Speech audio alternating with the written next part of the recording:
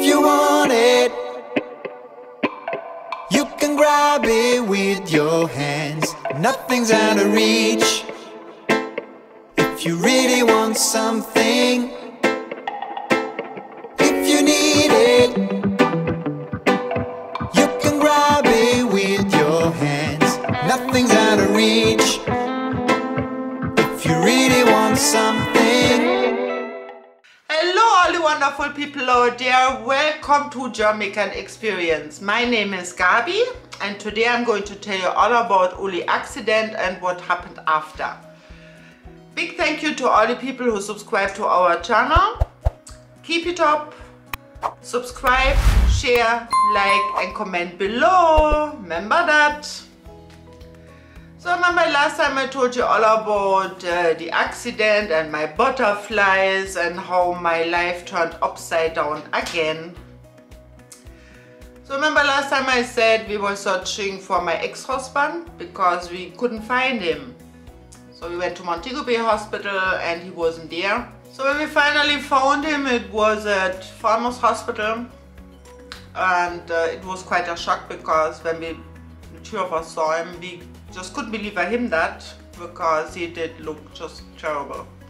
He didn't recognize me, he didn't know his name, he didn't know anything, and he just did look terrible. He had a lot of bruises in his head, really did look awful. A while later the doctor came to me and he spoke to me and he told me that his condition was extremely serious. I mean, one thing was good also, he didn't have any broken bones, just a lot of bruises, as I could see for myself. But he had big time head injuries, and that was a big problem. Yeah, so my two friends who came with me, thank God I wasn't alone there, they tried to comfort me and told me, Gabi, you have to be strong now. And I mean, but it's easier said than done, right? Because he was a good friend of mine. Yes, he was my ex-husband, but we still were friends, and I would do almost anything for a good friend, no matter who it be. So the doctor told us that he definitely needed to be in a better equipped hospital. So he said he soon has to move to Kingston KPH, but he was unable to fly, never mind moving by car, so he had to stay a little bit longer at Farmers Hospital until they could carry him to Kingston. So he stayed there for like maybe 2 more weeks, until then the time came and we could move him to Kingston in an ambulance. Meanwhile, my Jamaican husband, he was very busy with his shop and busy with his girlfriends. I remember one time I talked to one of his girlfriends and she was complaining to me, I mean imagine that, complaining to me, his wife, that he had too many girlfriends. And from that moment that was just it for me, because I wouldn't have it, right? I mean, who wants that? I don't need that, and I had other problems at hand, so I just really, that was it for me. So much about my Jamaican husband, in case you were wondering.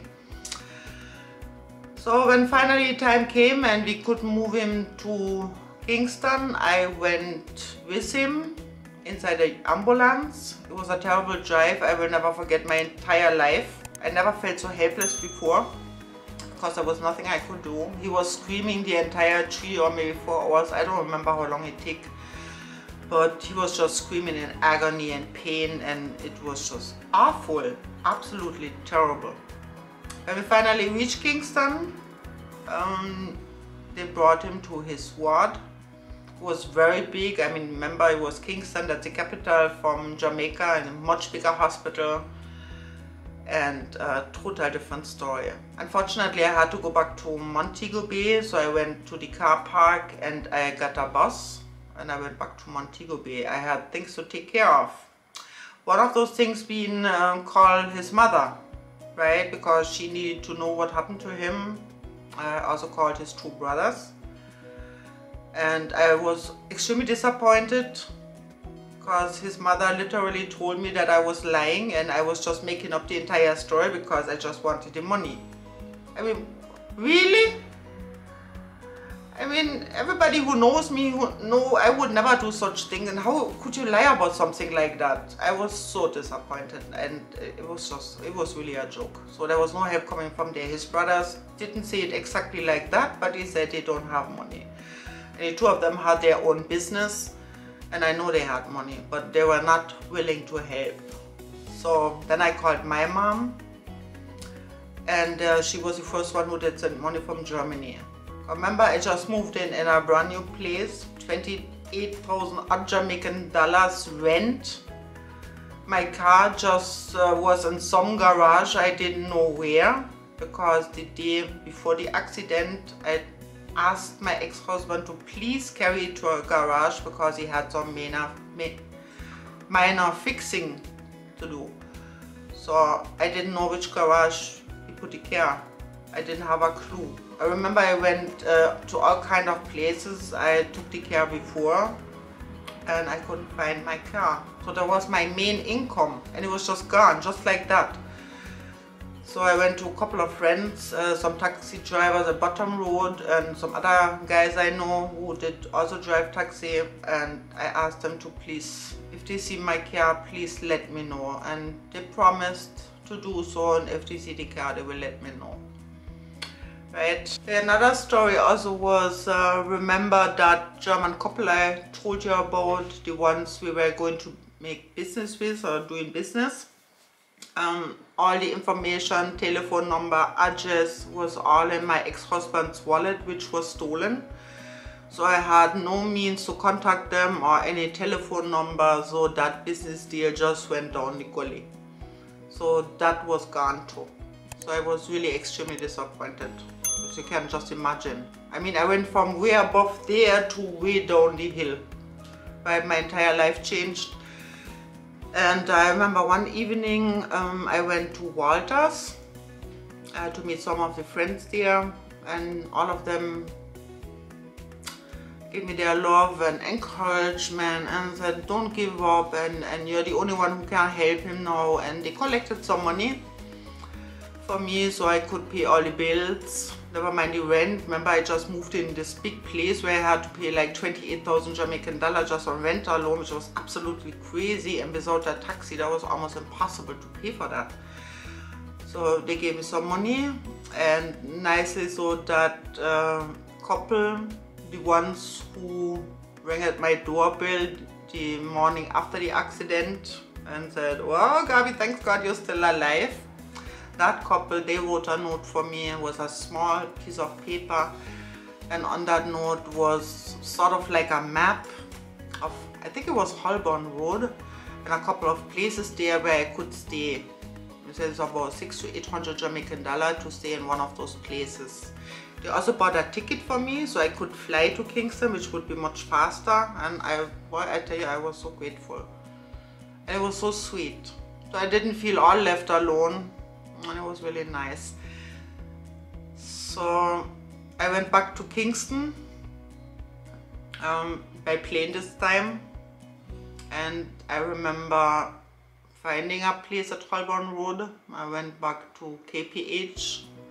I mean, you have to remember, he stayed about 2 weeks at Farmers Hospital, and after that he was driven by car, by the ambulance to Kingston. So it was all a certain time it took.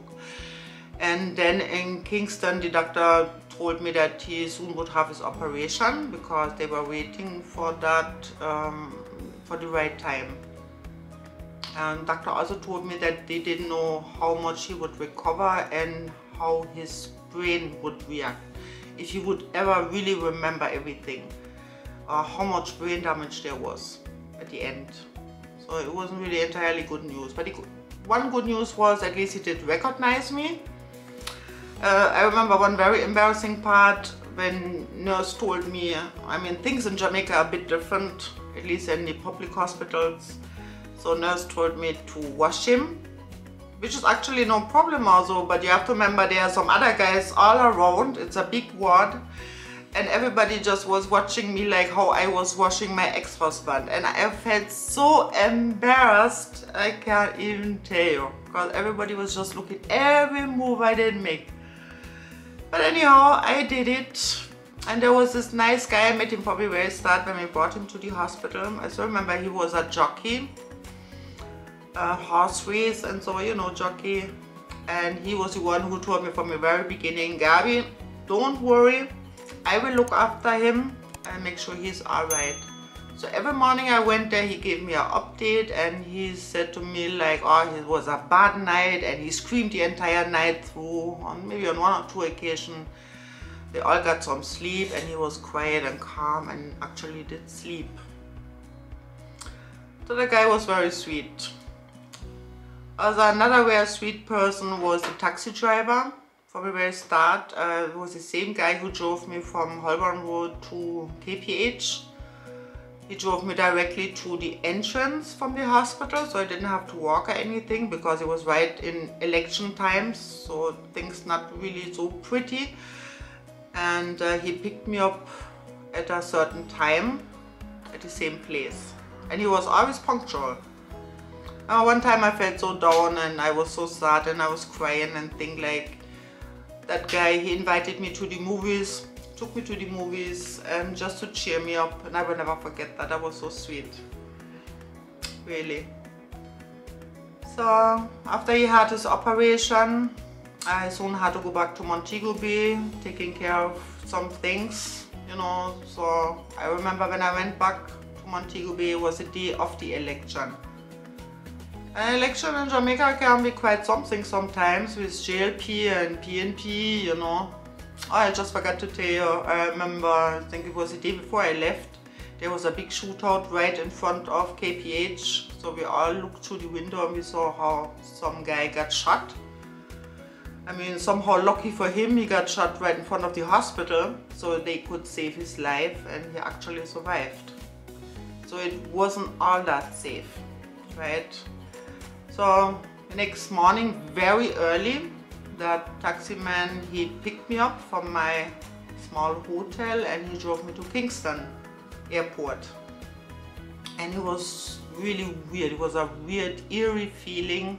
It was also quiet, and it was quiet, and it was strange until we saw this big group of people, and the taxi driver told me, Gabi, wind up your window, do it fast, man.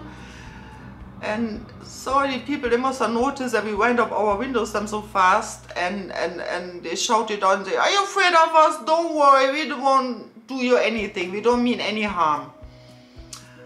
So we reached the airport and I flew back to Montego Bay. And we said goodbye. Also, I never saw that taxi driver again, but boy, bless his heart, he was really a sweet person. So guys, maybe some of you might wonder how come I did do all of that. The one thing I can say that my ex-husband, he definitely would have done the same thing for me. He wouldn't just leave me there and let me die or something. So there was no way I could just leave him alone in a situation like that. And I don't regret it. I would do it anytime again. Even so, I did literally really lose everything that time. All my money, later on my house. I will tell you about that in the next story to come. I lost my car. I will tell you about that in the next video to come also. And there's some other things I will tell you in the next video. So just tune in the next time when the video comes out. I thank you very much for watching. Please remember to share, like, subscribe, comment below, and don't forget, and please take care of each other, and goodbye. Yeah, your heart is a sun, and it shines as it opens. Well, your heart is a sun, and it shines as it opens. Yeah, your heart is a sun,